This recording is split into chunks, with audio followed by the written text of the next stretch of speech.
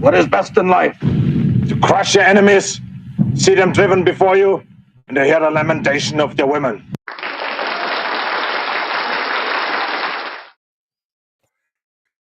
All right. What is it, Tuesday? Is it Tuesday? It is Tuesday. It's the Tuesday Night Radio Baloney Live. I am your host, Richie Baloney. Hope everybody's having a good start to their week. Hope it's going well. Rosie, how you doing? Good to see ya.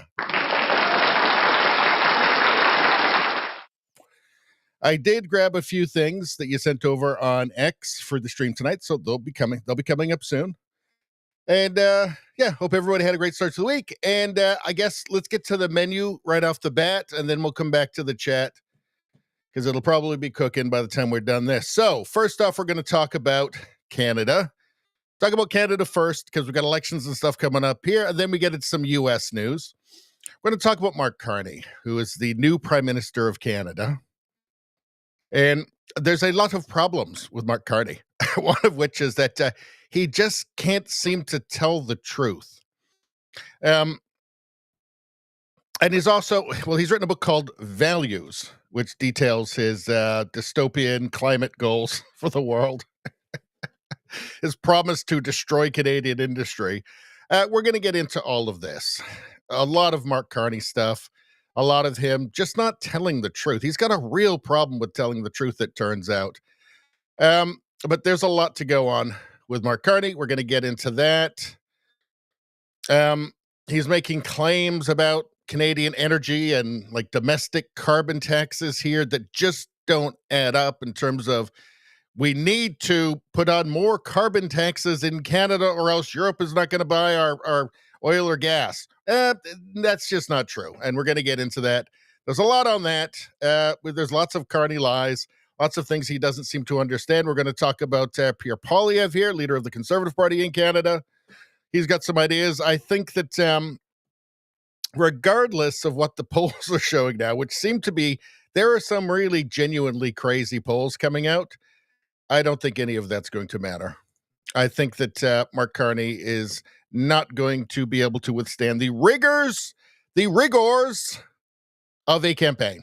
I think that's obvious. Not after he was basically just handed the prime ministership. Nobody's laid a glove on him yet. I think it's going to be very tough for him. I am still very confident in a conservative majority. We've got some more Canada stuff. The Premier of Alberta, Danielle Smith, who's just very sensible. I wish more of the premiers would be as reasonable as she is.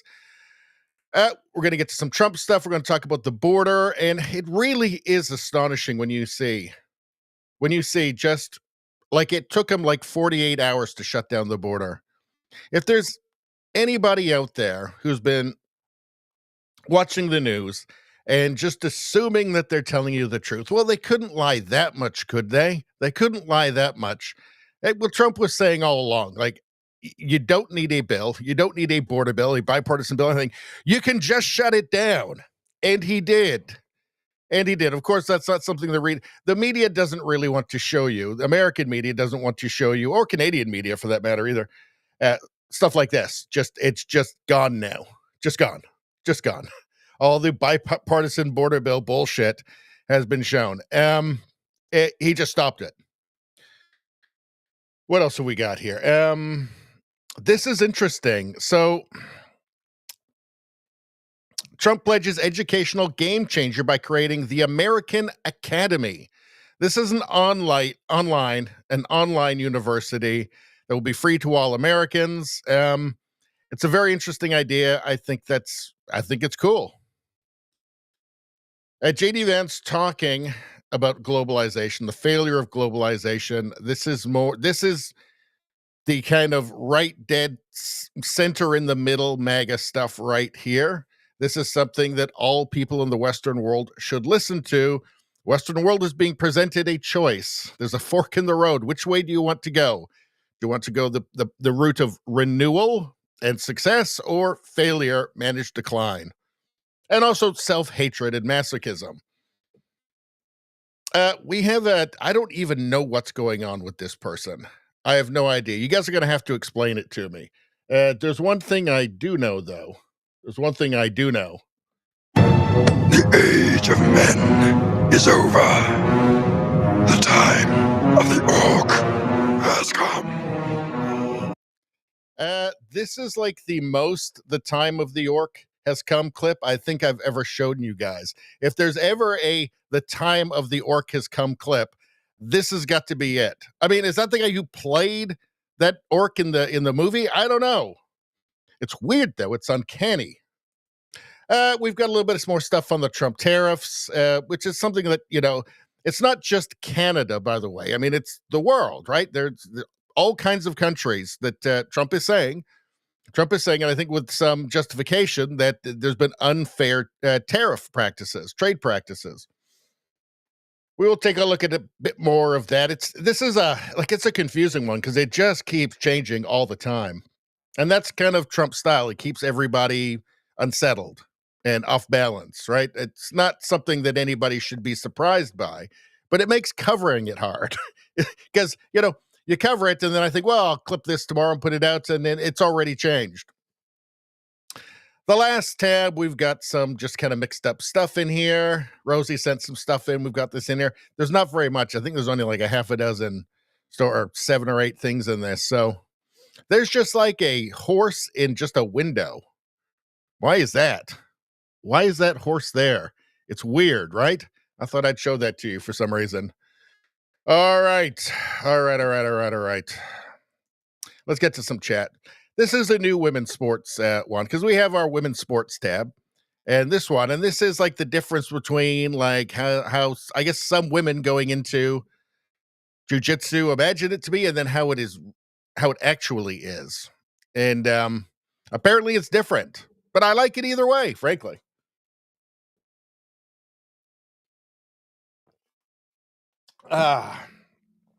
That's not my usual caffeine, by the way. That's a can of Coke. I just had a couple of slices of pizza before the show, and I like a Coke. The only time I ever like a Coca-Cola is like with some pasta. And I don't like it out of a plastic. It's got to be out of glass or a can, and then it's good. All right. Let's get to the chat. So we got Rosie in there. Good to see you, Rosie. Rosie says, imagine a politician that lies. I know. Hard to believe. Nevada was second on the like button. That's pretty good. Pretty good. That's good karma for everybody, though. Everybody who likes the stream gets good karma. 1 dose of good karma. First like gets double good karma. So in these troubled times, you know what I'm saying.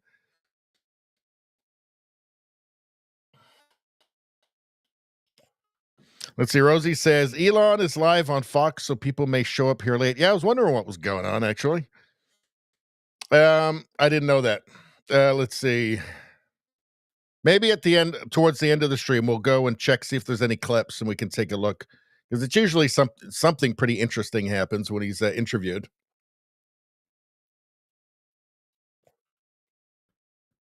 Let's see. Nevada says, so the other night when you went premium, I was able to watch and listen, but I couldn't comment anymore.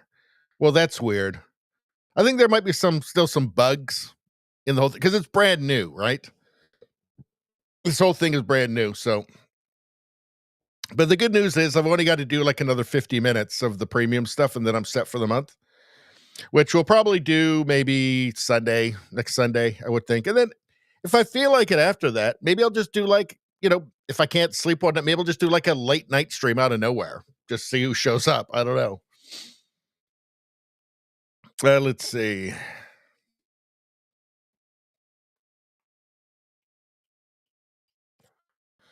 Let's see. Rosie says, cannot say I ever imagined it at all. Just saying. It's talking about the jiu-jitsu. You see the women's MMA, and, women's MMA, like UFC, is different than women's boxing. Women's boxing is not very good. It's not high quality. The women's UFC is actually pretty high quality. It's much more athletic. I think there's just a lot more women that do it, but you kind of think, geez, I mean, that's just not your average woman who wants to get the shit beaten out of them or strangled or whatever. I mean, I don't want to do it, and I'm a man, and I don't want to be punched in the face and strangled. Nevada says, I love root beer with pizza. Root beer with pizza is good. I think it's, for me, Coke and then root beer. And that could be pizza, spaghetti, especially lasagna. Root beer and pizza is the best, Rosie says. I'm not like a pop drinker. I rarely would drink pop, but I like my 0.5s. Those are good.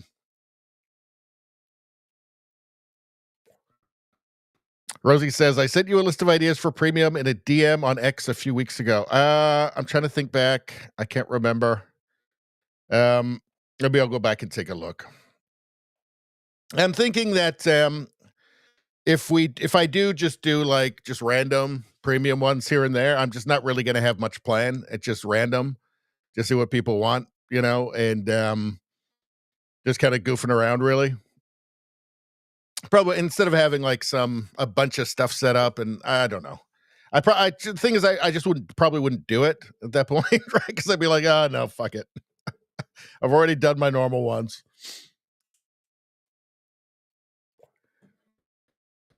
Rubum says, good evening, not Vietnam. Thank God. Thank God it's not. Although I hear it's nice. All right. Rosie says, my ideas were fun, though. Well, we can just do them in the show. You can just put them in the chat in the show. Right? We'll just be spontaneous. All right. I think we should probably get started. So what did I want to start with? So I put some things aside here. Yes. So this is what I wanted. Okay. So Mark Carney is this apparently economic genius. Apparently, we've been told. He doesn't seem so much about it. He doesn't seem to be that brilliant, frankly. But he's also, his kind of crowning achievement is this Glasgow finance net zero banking alliance thing, which is totally crumbled, right? So even Canadian banks have gotten out of it now.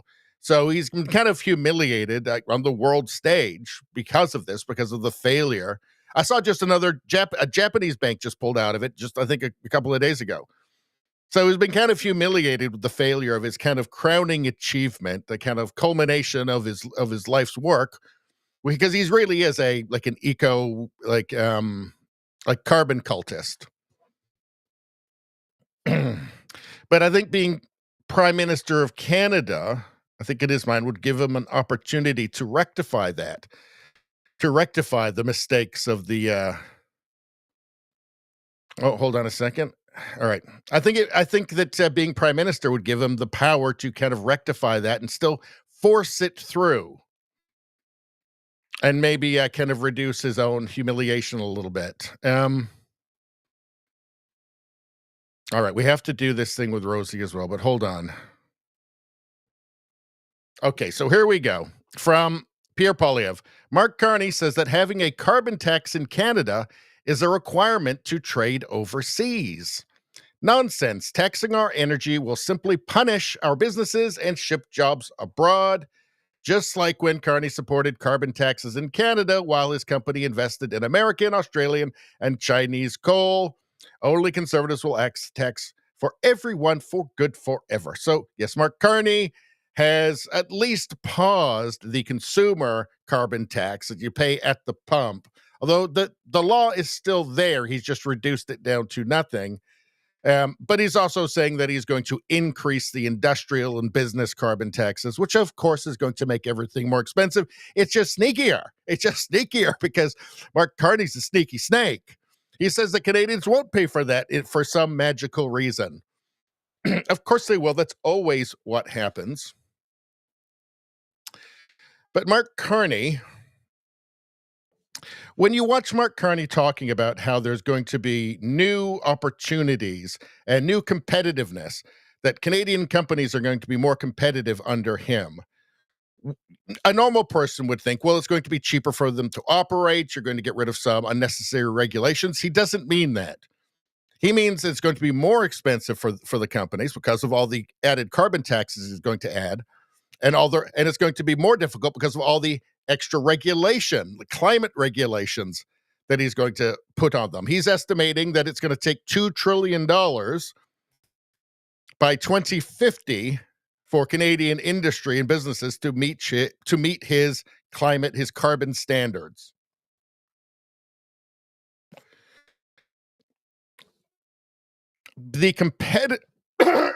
So when he says competitive, what he's actually talking about is this fantasy in his head that all the other countries around the world are only going to buy like oil and gas, say, or any product from countries that have massive carbon taxes, domestic carbon taxes on things that are made in their country.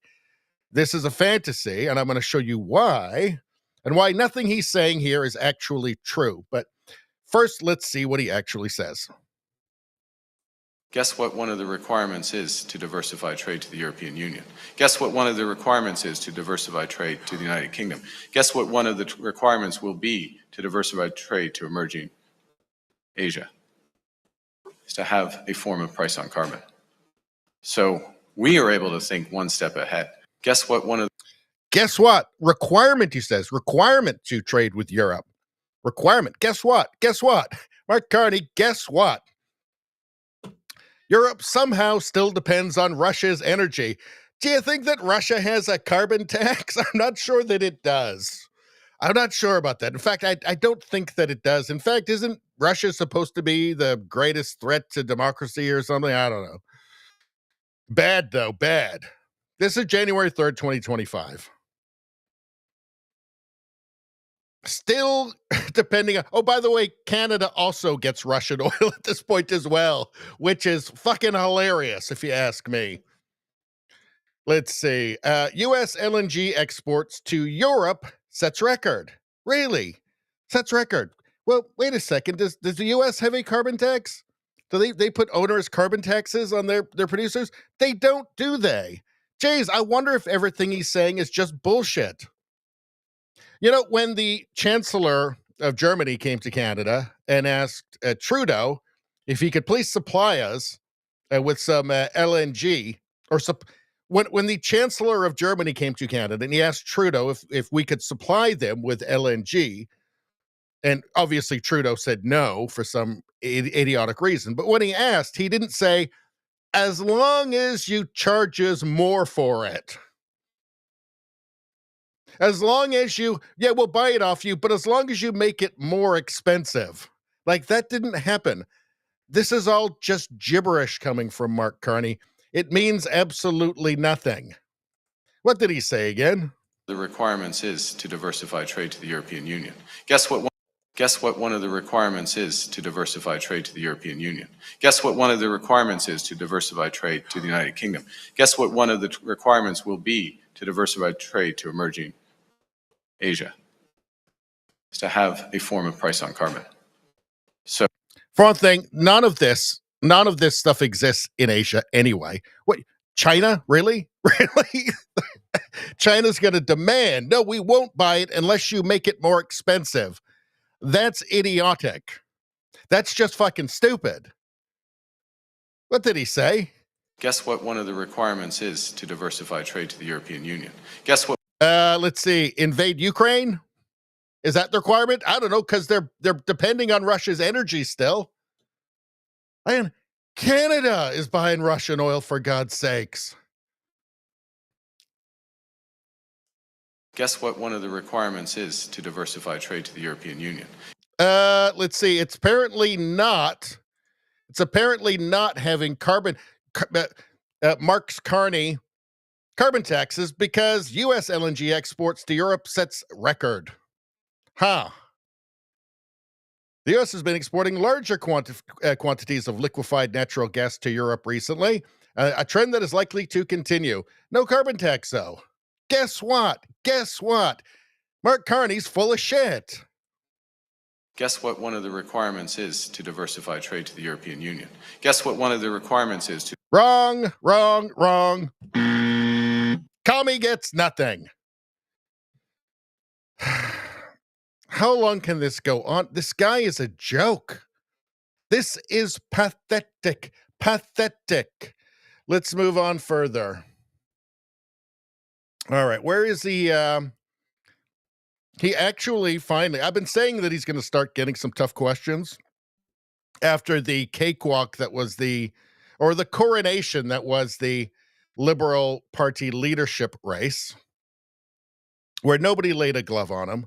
Nothing happened. It was just, he's going to be the guy. Even in the debates, none of them laid a glove on him. Somebody must have talked to the Chrystia Freeland, or maybe they all went for lunch or something and said, "Yeah, you could just have it, Mark. We're not gonna hurt you."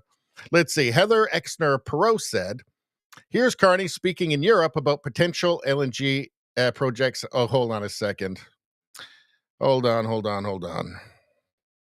Where is the one that I want? It's in here for sure. Where is it?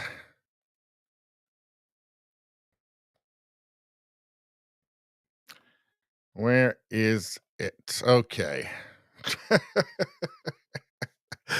All right. So, as I have been saying, Mark Carney has had he's been coronated. It's been handed to him. He hasn't had to fight for anything to become PM. He's just been failing upwards since he was chairman of the Bank of England. Right? He's despised. As far as I can tell, he's despised in England now. He did his best to wreck their economy. His net zero stuff gave England the highest electricity costs in all of Europe. So his whole Glasgow climate finance alliance, banking alliance thing is falling apart. It's fallen apart, right? Went to Brookfield and just decided, well, I think I'll be PM now. Maybe it was just simply to resurrect his failed climate banking alliance, perhaps. I would not be at all surprised. He seems to have a pretty big ego. I'm sure that would bother him that his crowning achievement has failed. But he's had a very easy time of it. The media, up until this, has not laid a hand on him. They just apparently decided that this guy's our meal ticket. He's not going to cut our funding. He'll probably double it. This is the guy. He's not at the fight. But I've been predicting that things are going to get rougher for him. Once he's actually prime minister, all of a sudden, that's when it gets tough. That's when you're under scrutiny. That's when you've really got to answer questions. That's when there's going to be an enormous amount of money spent discrediting you by the other parties, by the Conservatives for their reasons and the NDP for their own reasons. So let's take a look at this. This is where you start to see, this is where Mark Carney perhaps is starting to realize everybody's not going to be quite as nice to him as he had hoped, as they had been so far. Robin Urbach says, someone get Mark Carney a Snickers. Uh-oh. Madam. Mr. Carney, Stephanie Levitz with Globe and Mail. We understand that you have now placed your assets in a blind trust, so you don't know what's happening to them going forward, but you knew what they were going into that blind trust. So what are they? Look, Stephanie, I follow the rules of the Ethics Commissioner. I'm following them well in advance of any of the requirements, as you know, because I know you know this. You know that these requirements come into effect in months. We're talking days after I became Prime Minister. So I'm complying with the rules of the Ethics Commissioner, going through the processes and all these things that are necessary. The rules say that those assets should be publicly disclosed within 120 days, which means you'll campaign in a coming federal election, most likely within the next 120 days, and are serving as Prime Minister now, with Canadians not being aware of what potential conflicts of interest you sought to avoid. What possible conflict would you have, Stephanie? Stephanie, I'm complying with the rules. All of a sudden, it's not quite so easy for him anymore. I'm complying with the rules in advance. Point final. Are you saying you are not open to any conflict of interest?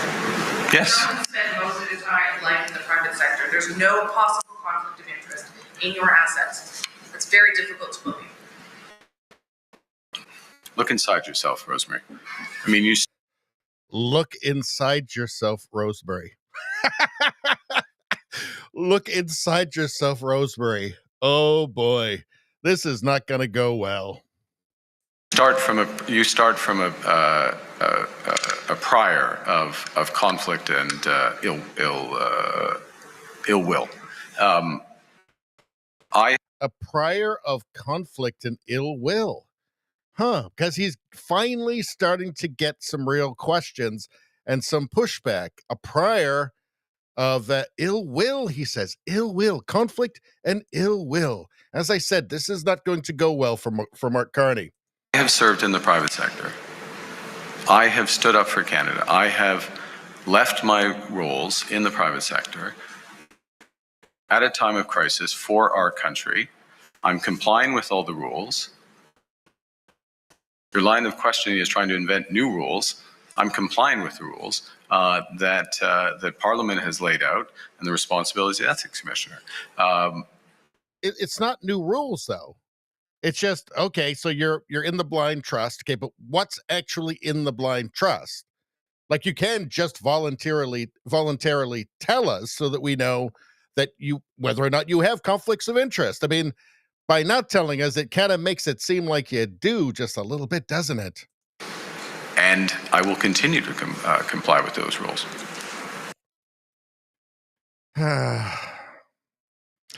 That doesn't look good. Well, I'd have to. The rules don't make me, so I'm not going to. That's it. That's his argument. As well as the fact that, I mean, you've got two journalists there. You've got, I believe her name is Stephanie Levitt from the Globe and Mail, then Rosemary Barton, who was talked to before, and she's always been very nice. I'm sure he was shocked by this. Maybe that's, I mean, the look inside yourself, Rosemary, that's bizarre. That's weird. But I guess maybe he was so shocked that it's not just a love fest anymore. And look, the Liberals have had no greater friend, no greater adoring friend, no greater adoring fan than Rosemary Barton. All right. But even she's going to ask you something serious occasionally. And I look inside yourself, Rosemary. I mean, this is what I've been saying. Once he's subjected to the rigors and the scrutiny of an actual campaign, it's not going to go well. I mean, the election hasn't even been called yet. This isn't even campaign. This is just normal being a prime minister stuff. Complying with the rules. I'm complying with the rules in advance. Point final. Are you saying you are not open to any conflict of interest? Yes. Someone spent most of his life in the private sector. There's no possible conflict of interest in your assets. It's very difficult to believe. Look inside yourself, Rosemary. I mean, It's happening to them. She says, it's very hard to believe there's no conflict of interest in your assets. Of course, this is in the context of he has been the eco guy, the green energy guy, the green investment guy, heading up the ESG department for Brookfield Asset Manager with a, $10 billion green fund. Like, it's kind of hard to believe that there wouldn't be any kind of conflict of interest, considering that he wants to be the green prime minister. I find it quite hard to believe. And I don't think she needs to look inside of herself. I think that was actually just a totally reasonable question, quite frankly. I think everything he was asked there was totally reasonable. Brookfield Global Transition Fund. Launch and funding. In 2020, shortly after Carney joined, Brookfield announced plans for a climate-focused fund.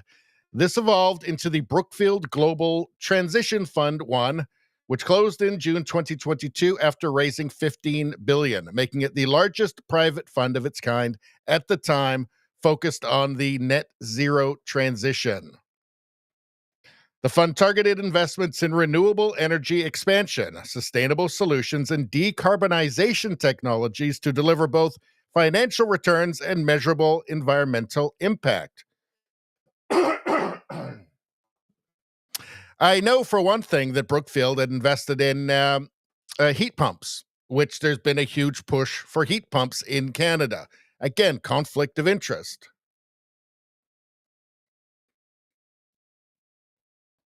Let's see. Key investments. While specific portfolio companies are not always publicly itemized, the fund invested in clean energy projects, example, solar, wind, hydropower, carbon capture initiatives, and industrial decarbonization technologies. These are all the things that he doesn't say it explicitly, but that's what this is. When he's talking about Canadian companies are going to be more competitive, this is what he's talking about. It doesn't actually. When he talks about the $2 trillion in investment that Canadian industry is going to have to make to meet his standards, right? This is what he's talking about. When he talks about how Europe isn't going to buy our energy unless it meets his net zero standards, that's what he means by competitive. And as we've already established, it's pure nonsense. Europe somehow still depends on Russia's energy. No carbon taxes. U.S. LNG exports to Europe set record. No carbon taxes. It's all just a big scam.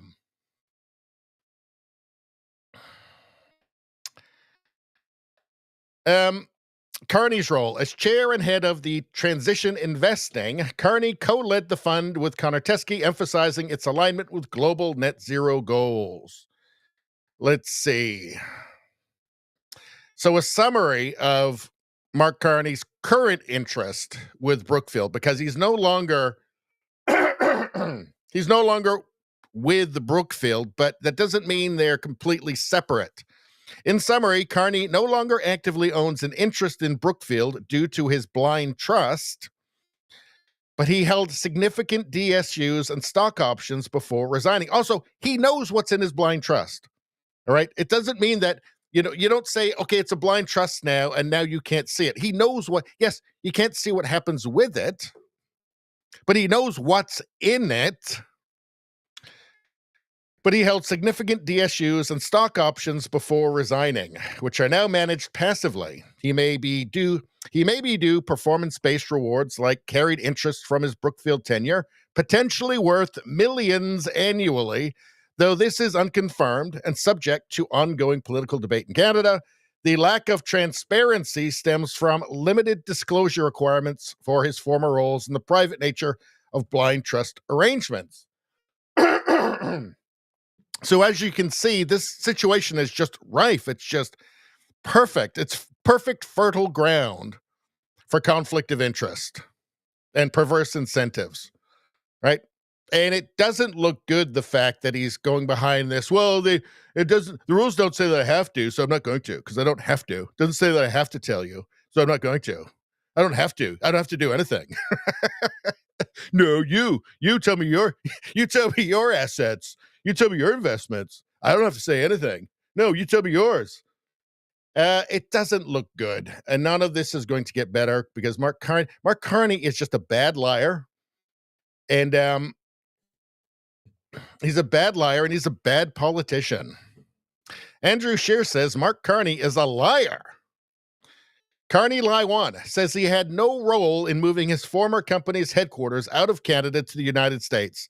Truth, Carney chaired the board meeting when the decision was made and personally wrote shareholders advocating for the move.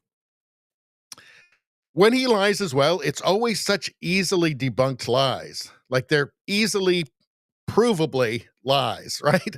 They're easily proven to be lies. Which is another thing. It's just kind of like, it really makes you question his judgment, obviously, right? If he's just saying things he doesn't even need to say. Like, it's much worse for him to lie about it. Carney lie number 2. Carney says he helped Paul Martin balance the budget. Truth, Carney was not working for the Department of Finance when Paul Martin first balanced the budget.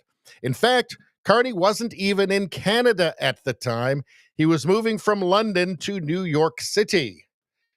This is all easily checked. Easily checked. I mean, you could just go to his Wikipedia page and see, oh, he was obviously lying about that thing. Does this show, does this expose contempt for the public? I think it does. I think when he talked about how, he's going to get rid of the consumer carbon tax, but it was only because people didn't understand how great it was, because people are too stupid to understand how awesome it was for them. But it's divisive and it's become political now. So we'll get rid of it, even though, it's a shame that the people are too stupid to know why it's so great for them. I'm starting to see, aside from his just obvious imperiousness when he talks to the public, when he talks to journalists, aside from that, it just seems totally obvious that he has absolutely contempt for the little guy, for the hoi polloi. He sees Canada as just a big anthill, or perhaps just a laboratory for all of his net zero fantasies. Let's see, Carney line number 3. Carney says he resigned all his roles to run for Liberal leader. Truth, multiple boards and organizations have said Carney remains in the roles, according to 5 organizations Carney is connected with. Again, this is another thing that was easily checked, easily debunked. And like the boards that he's on, it's not even really a big deal. There's not a reason to actually lie, except that he would think that it would hurt him. It's kind of baffling why he would lie about these things. It doesn't make sense. Carney is a repeat and habitual liar. Can't trust Carney. He's sneaky. He really is quite sneaky. There was another really bizarre Mark Carney. Either it was a lie or he has no idea what he's talking about. In fact, let's just see if we can. Hold on. Let's go to the top here. Maybe I can. Is there a search thing? Hold on. Give me 1 second. All right. I'll find this in 2 seconds.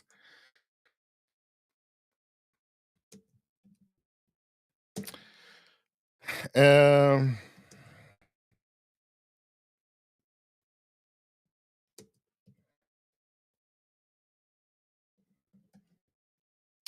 right, we're almost there. Almost there. Okay, here we go. So this was another one, which is, if it's a lie, it's totally bizarre. But also if he actually believes what he says here, which again is so easily proven wrong, that's actually genuinely terrifying that this guy is the Prime Minister of Canada, because it's just an unbelievably idiotic mistake. Let's take a look. Biggest supplier of fertilizer, biggest supplier of aluminum, biggest supplier of fertilizer, biggest supplier of aluminum, biggest supplier of semiconductors. We supply almost all their semiconductors. That whole, everybody in the White House is a tech bro except for Trump. They all need semiconductors. They all come from Canada. Maybe they won't. Maybe one day they won't show up. We'll see. You'll see what they're thinking. Biggest supply. That is a bafflingly idiotic thing to say. He says that's everybody in the White House are tech bros except for Trump. Well, also apparently except for Mark Carney as well. He's not a tech bro either. That's a bafflingly idiotic thing to say. The thing is, you don't need to be the Harvard educated economist, central banker to know that that's. Apparently, even if you're that, you don't know that that's not right, or he's lying. But just like the average person on the street, if you said to them, do you think that the U.S. gets all of their semiconductors from Canada? They'd go, well, no, that doesn't sound right. That can't be right. And they'd Google it, and 10 seconds later, they'd be saying, no, it's 0.08%. What a bafflingly idiotic thing to say. Now, does he have such contempt for the people that he's speaking to in this, I guess it's a pub, that he thinks he can just tell them literally anything and they'll believe him? He can say, yeah, all of their semiconductors come from here, and that could just stop arriving. If there was a tough guy like me in power in Canada, I could just, they could just stop arriving, and then wouldn't it be trouble for them? Wouldn't they be in trouble then? Boy, they'd really be sorry then, wouldn't they? Except it's all bullshit. It's bafflingly idiotic. That is so idiotic that I have a hard time imagining even Justin Trudeau saying it.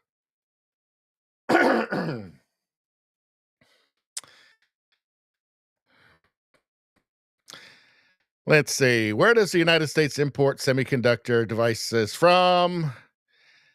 Let's see. Where's Canada in here? It's not even in here. Canada isn't even in here. Like, it's that small.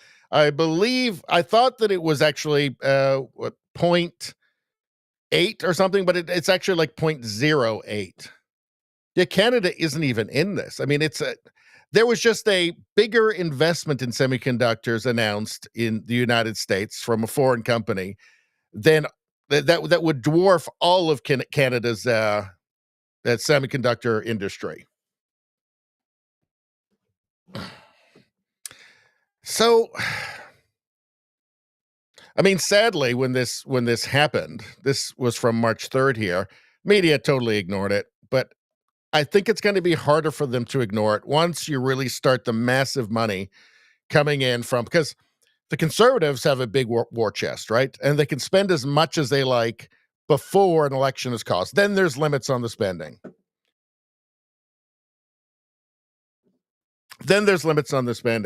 But until then, they can spend as much as they like. The NDP doesn't have much money, but the only thing that makes sense for them is to spend money attacking the Liberals because they're not going to get any conservative votes.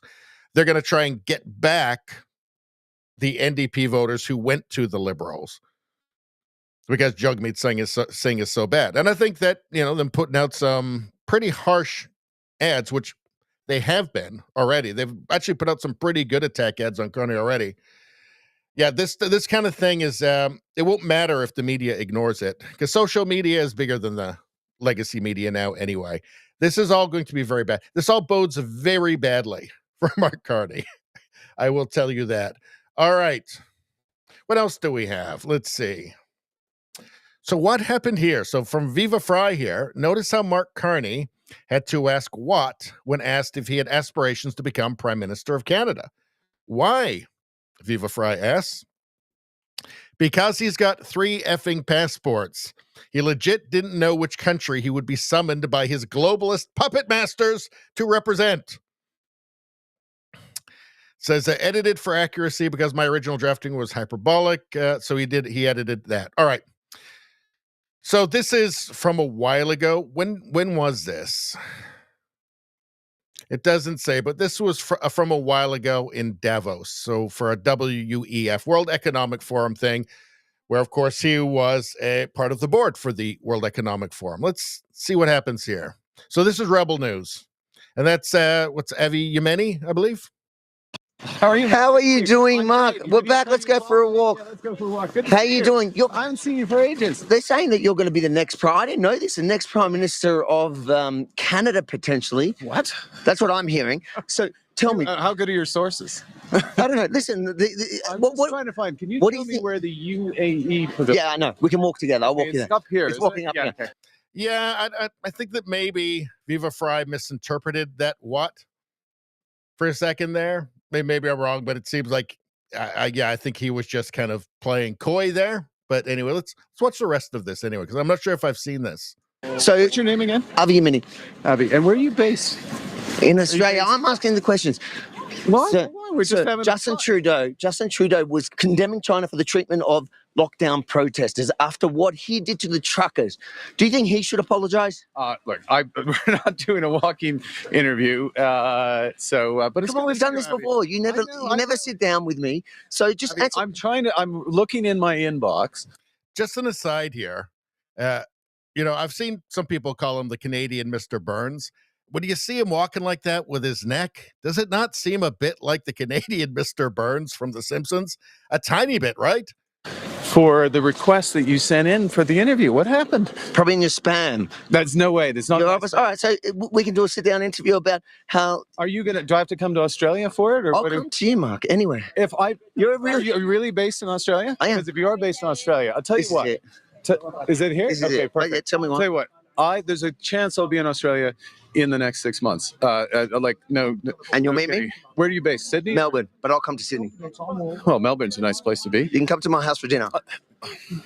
I'm not buying your support like some of them here. I don't want. I was going to say that. Yeah, I'm not corrupt like that. Yeah, that was conflict of interest. Okay, but I'll tell you what.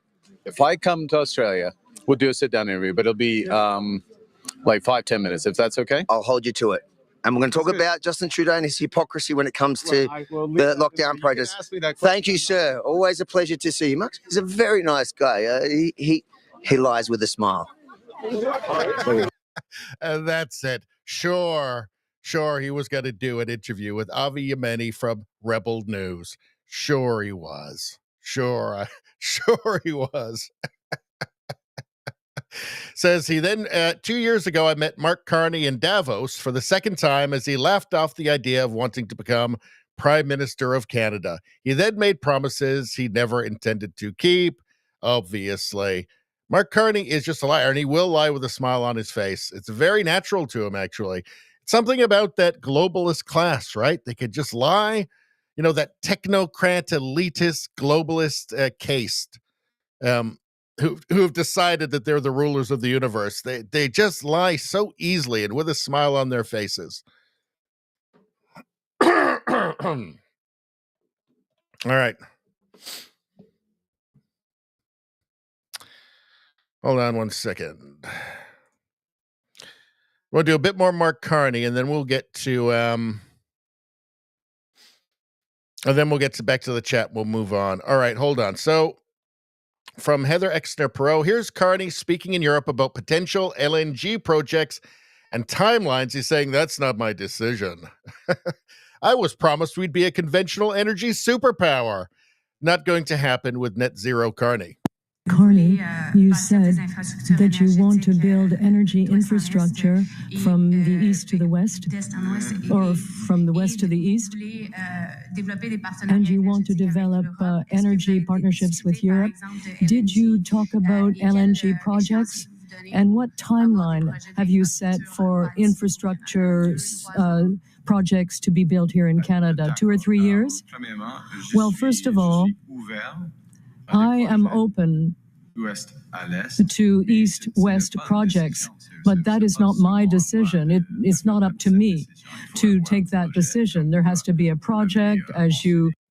So he says different things in English and in French. So in English, he says he's going to use emergency powers to get the energy projects going. And then in French, he says, I'm not going to force Quebec to get any pipelines. He just lies nonstop.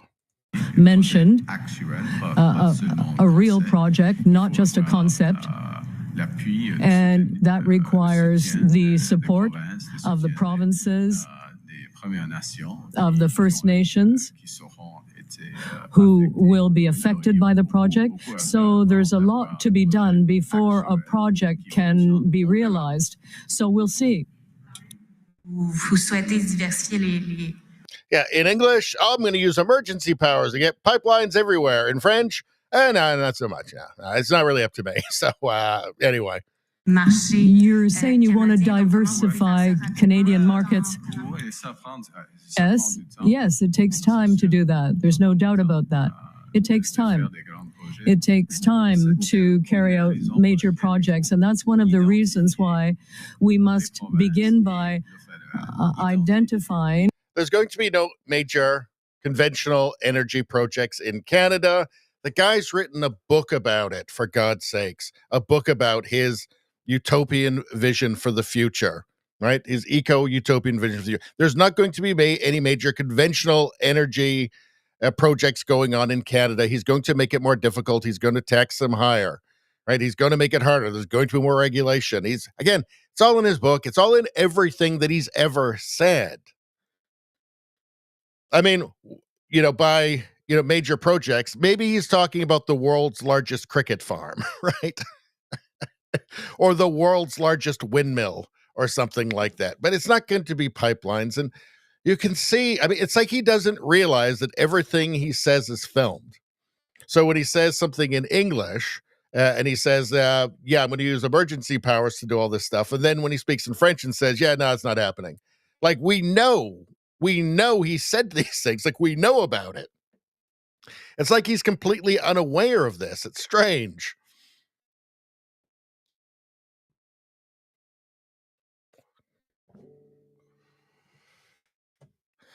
How about this from Mark Nixon? Instead of fixing the Canada-U.S. trade dispute, well, he's not going to do that because he thinks that the longer it goes on, the better it is for him. It's purely political, right? purely political.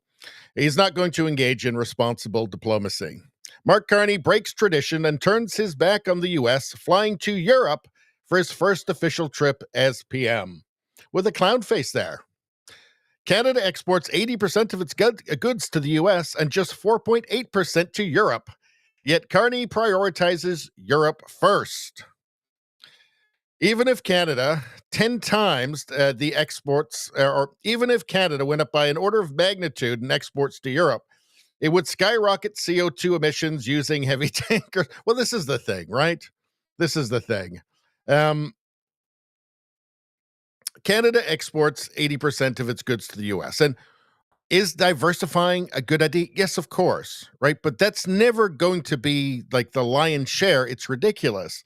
Like, can we all just try to remember that we're right next door to the biggest economy in the world? And that's an incredible good fortune for Canada and for Canadians, right? Insanely good fortune with oceans on either side, right? We do need to maintain that and manage that, right? Like, that is Canada's future. To turn our back on that is national suicide. It's incredible stupidity. It's in Canada's interest to fix it, to fix the problems. I don't think it would be actually very hard if they just took it seriously. If they decided, if the Liberal Party of Canada, if the new Prime Minister just decided, I'll just do what's best for Canada, it would not be that difficult.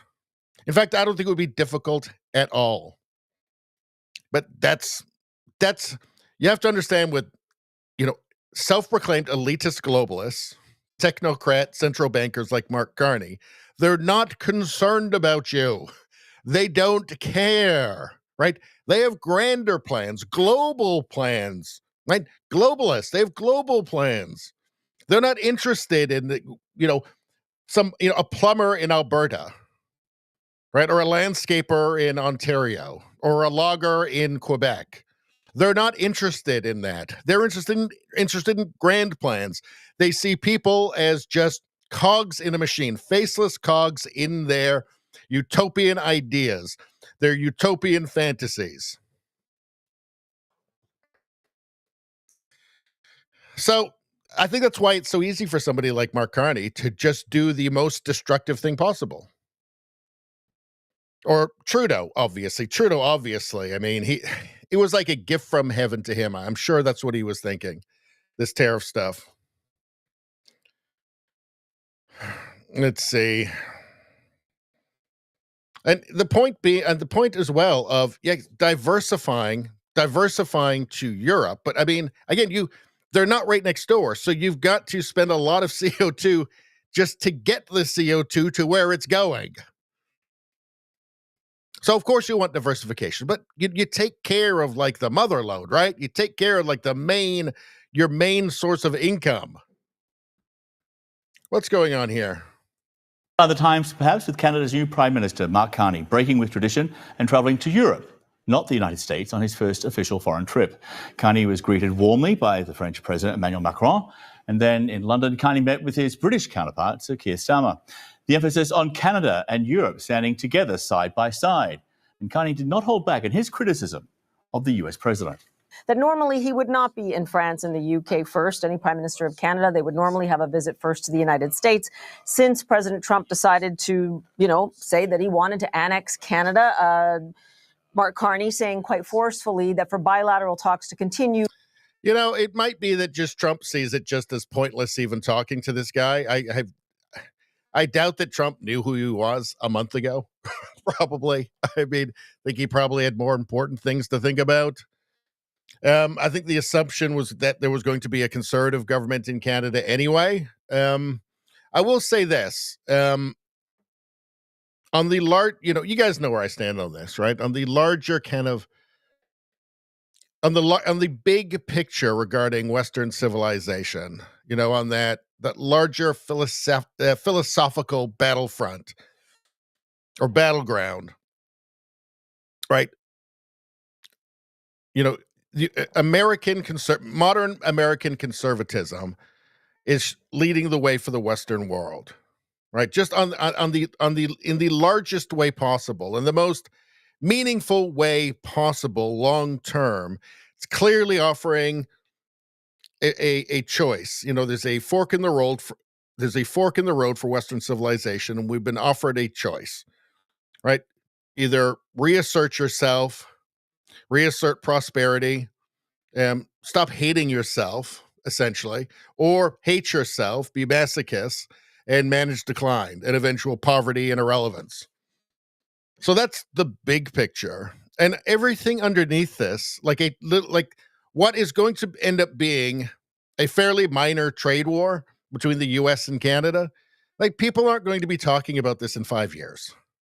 In fact, I would guess half the country probably doesn't even really know that it's happening. And I'm not joking about that. I think probably half of Canadians have no idea there was a trade war. They heard something about it. They don't really know what's going on, and they don't care, and they haven't noticed anything different in their lives. So while I'm not wild about the approach, I think it's been totally counterproductive from Trump. I'm looking at the larger picture civilizationally for Western civilization, right? And this kind of little this little trade war between friends, between the US and Canada, it's not going to be significant in the long term. It will resolve itself in a way that is equitable, that is good for everybody. You have to keep in mind, Canada's different than the EU, or Canada's different than anywhere that's, an ocean away. And you have to keep that in mind. If the Canadian media and the Liberals hadn't jumped on it and immediately decided to try and aggravate the situation and make it worse, it just would have, nobody would be talking about it at this point. Let's a bit more Mark Carney. Hold on.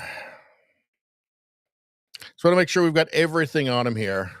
Okay, so I've talked quite a bit about how Mark Carney is a untalented politician. He's very bad. He's imperious, he's arrogant, he's smug, but he's also boring and uncharismatic, which is a terrible combination for a politician. So Marty up north says, like I said earlier, just let him talk. Just let him talk. Sometimes that's all you have to do.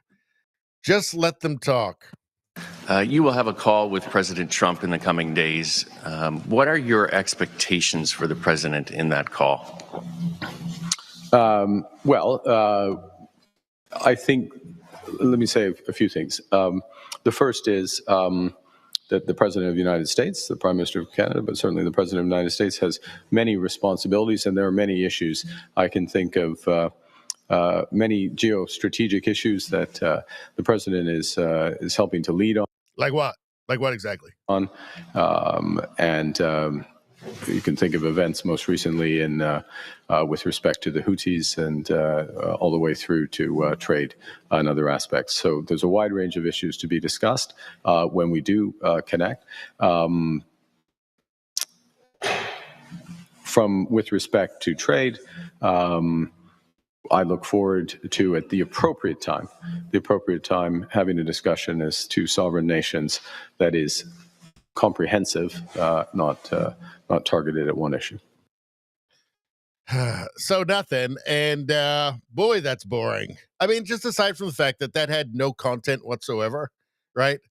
Like, you could say something like Bill Clinton or Obama could say something with no content whatsoever, and you wouldn't be falling asleep during it, right? Because they just know how to communicate, how to keep people's interest, even if they're saying nothing, right? He doesn't have that skill. He says nothing and really means it, right?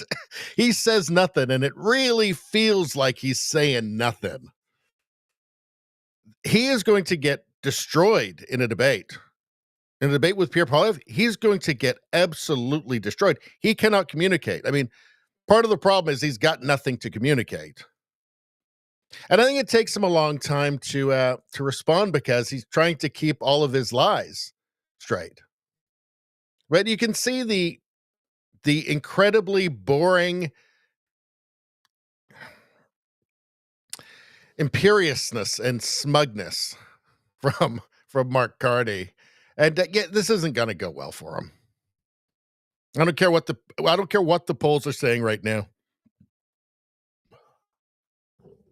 So from Bruce McGonigal here. So this is what we were talking about earlier, his connections to Brookfield Asset Management, which is this, massive billions of dollar asset manager that Mark Carney stepped down from to fail upwards to become the Prime Minister of Canada.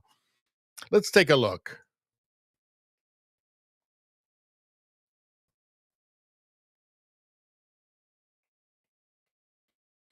All right, hold on. We know from media reports that Mark Carney was very likely owed future bonus payments from the multi-billion-dollar Brookfield funds that he personally set up and that he managed.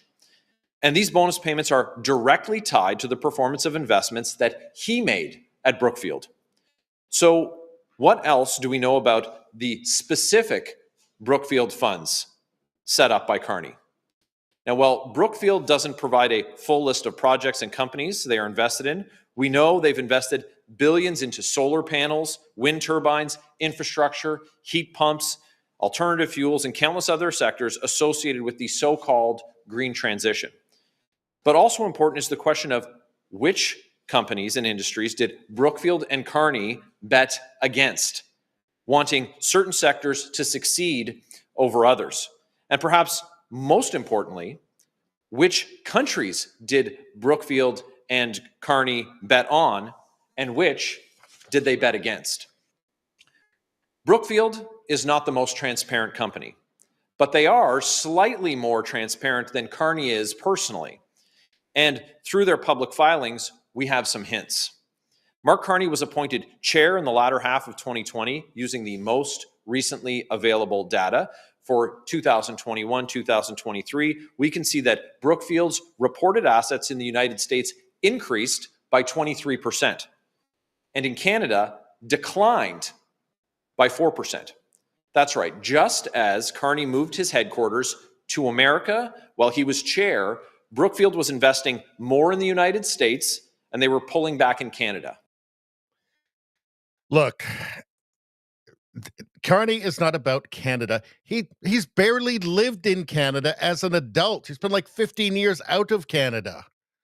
Right? Carney is not interested in Canada. Carney is interested in Carney that weren't obvious enough from just watching him speak, from just watching his smugness and his imperiousness and his arrogance, right?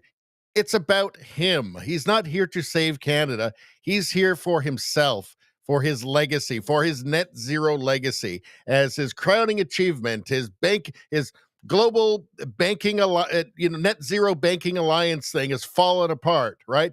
Here comes Mark Carney. He's going to take over Canada. I wonder what he's going to do. I wonder if he's going to use that position to keep pushing his net zero utopian gibberish. Well, we know he is because he says that's what he's going to do. The whole thing is, just the psychology of it is pretty transparent to me. I'm not a psychologist. I'm not a psychiatrist. But you kind of go, oh, geez, seems to hit a little close to the bone there, doesn't it?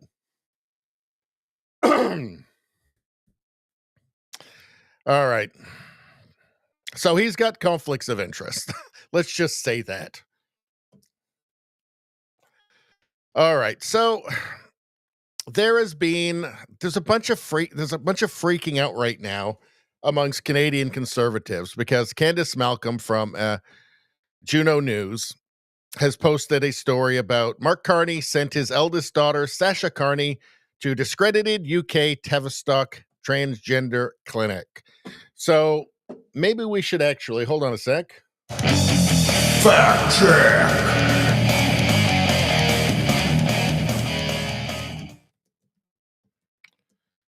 Just to get a bit more background here.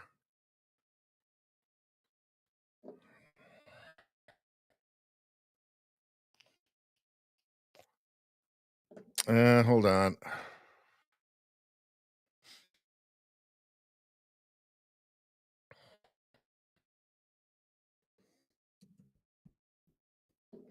So, Tavistock Clinic. This was a clinic that was being sued by over 1,000 families in England. because they were saying that they had lied to their children and were giving them puberty blockers and cross-sex hormones, and lied to them about the consequences, and the children weren't capable. I mean, obviously, a child is never able to give informed consent on something life-changing like that, but certainly the way it was done there was no hope of that whatsoever. World's largest pediatric gender clinic shut down due to poor evidence, risk of harm, and operational failures.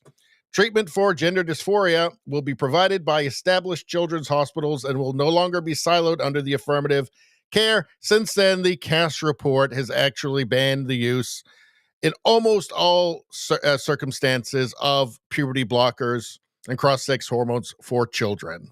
All right? Big scandal around the Tavistock Clinic. An independent review condemned the clinic as not a safe or viable long-term option because its interventions are based on poor evidence and its model of care leaves young people at considerable risk of poor mental health. So that's important. So Mark Carney sent his daughter to discredited UK Tavistock Transgender Clinic. PM Mark Carney's daughter, Sasha, who uses they-them pronouns and legally changed her name, discusses her experience at the radical Tavistock Transgender Clinic in an essay unearthed by True North. So this is somebody vocal about, the euphemistically named gender-affirming care.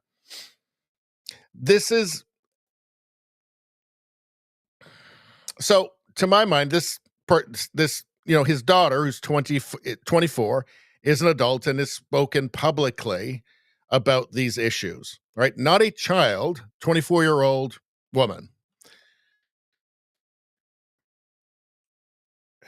This is relevant in Canadian politics because so-called gender-affirming care, which is actually, just the complete opposite of what it claims to be, but that is a political issue in Canada.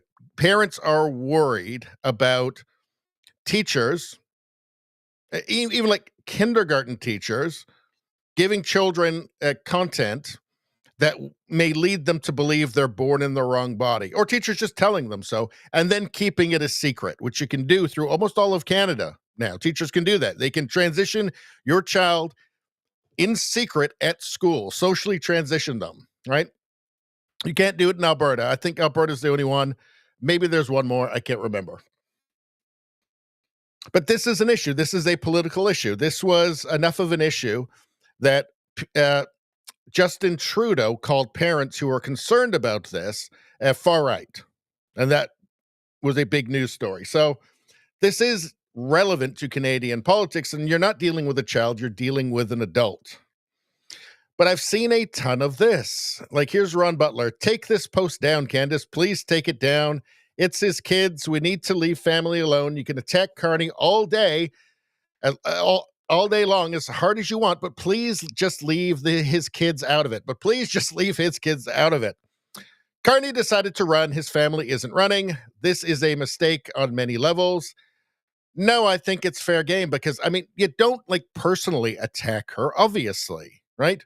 But the fact that Mark Carney sent his daughter to a discredited transgender clinic, this is relevant to the discussion in Canada around this right now. And his daughter is not a child. It's a 24-year-old. It's an adult. This is relevant. Obviously, don't attack, personally attack. Don't ad hominem attacks against his family. Obviously not. But these facts are relevant. And she's not attacking. Is she attacking? Is Cosmin Dezerza here attacking? Or just stating the facts? It's not just showing reality. Just holding up reality is not an attack. It's just reality, right? And it is relevant. So I think that there's just been kind of some, hysterical and unnecessary hand-wringing over this, which I think is just kind of undignified, frankly. That said, yes, don't attack personally, right? But I don't see that happening. Have we got anything else here?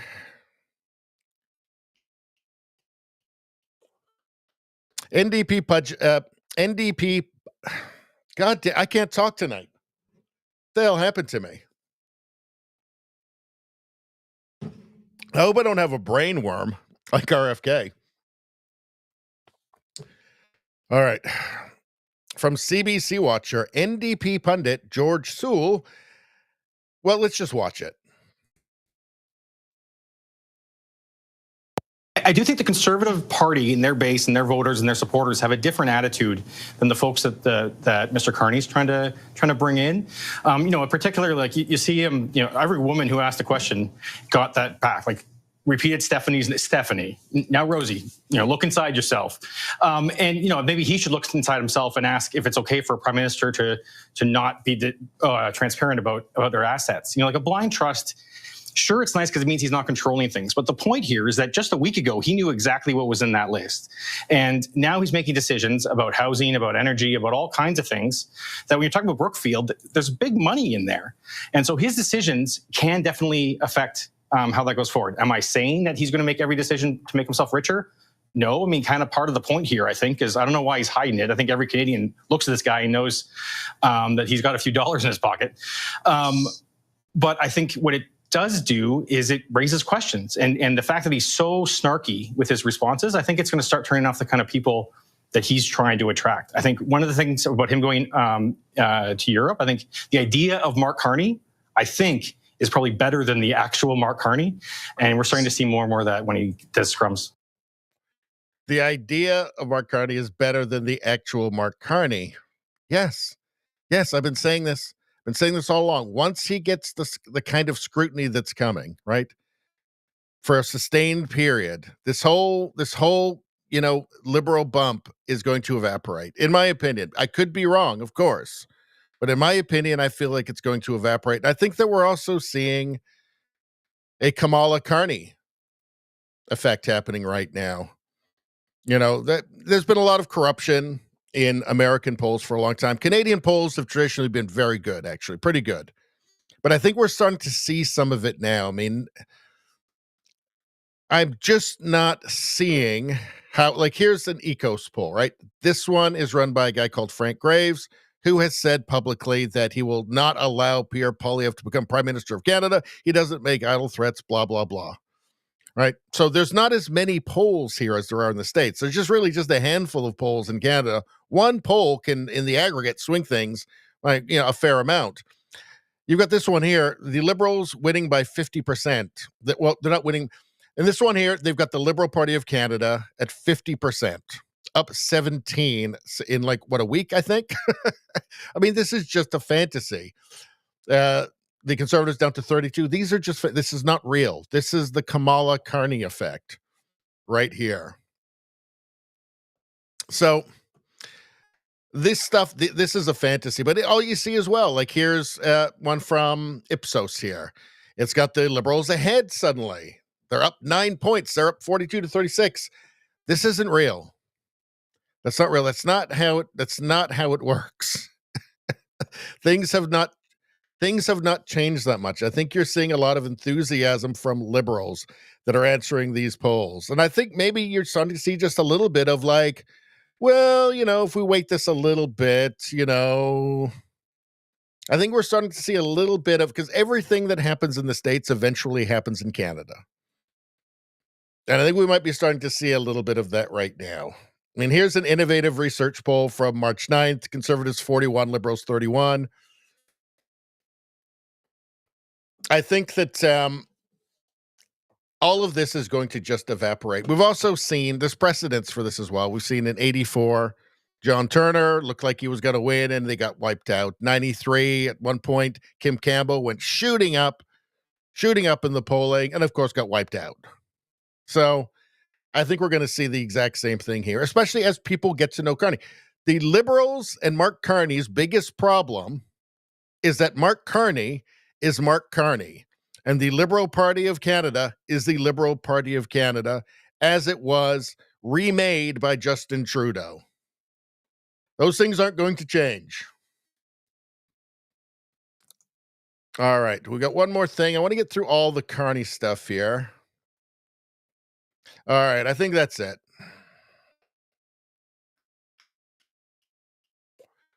All right.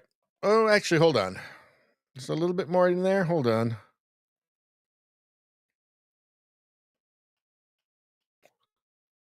All right, that's it. Let's move on. In fact, let's get to the chat quickly here. All right, what are we, an hour and 20 in? All right, well, I think it's time to shut down the YouTube portion. So we always start streaming on YouTube, Rumble, X, and Locals. And then we cut off the YouTube part of it about an hour, usually about an hour in, sometimes a little longer, sometimes a little bit shorter. And we do it because it just causes back end problems for me with YouTube. Too much censorship and crap, and just, and they don't show anybody that I'm live anyway. So I've always got a good crowd on Rumble, a nice lively chat, as you can see on the screen. And it's almost pointless doing it on YouTube. I do it because there are still a few people that actually somehow on YouTube know that aren't, YouTube doesn't manage to hide my stream from, and I value them. I want you guys to know that you're valued, you are loved. But if you could do me a favor, or do yourself a favor, go into Rumble, because we're going to be going on Rumble for another hour or so. So we always do, at least a couple hours, at least an hour to 2 hours longer on Rumble after we cut off the YouTube thing. So join us over here. The water's great. The chat's awesome. Get to know everybody. They're super friendly. Do yourself a favor. But otherwise, I'll see you on Friday night.